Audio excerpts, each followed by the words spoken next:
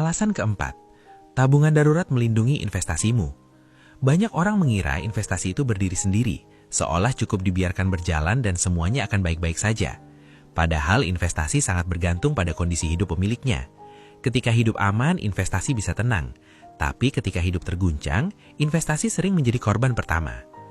Tanpa tabungan darurat, setiap masalah mendadak langsung mengancam investasi kita. Bukan karena investasinya buruk, tapi karena kita terpaksa menggunakannya di waktu yang salah. Aset yang seharusnya dibiarkan tumbuh, dipaksa dijual. Rencana jangka panjang dipotong di tengah jalan.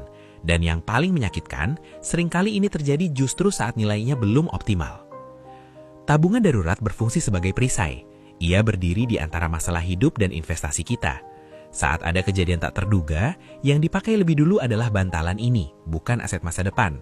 Dengan begitu, investasi tetap bisa menjalankan tugasnya tanpa gangguan, bertumbuh seiring waktu.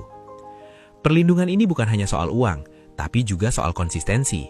Banyak orang gagal membangun hasil besar bukan karena strategi salah, tapi karena tidak mampu bertahan cukup lama.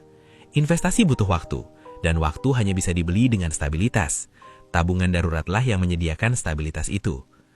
Ketika investasi tidak terus-menerus terancam untuk dicairkan, cara kita bersikap pun berubah. Kita tidak mudah panik saat nilainya turun, tidak tergoda untuk keluar masuk tanpa alasan.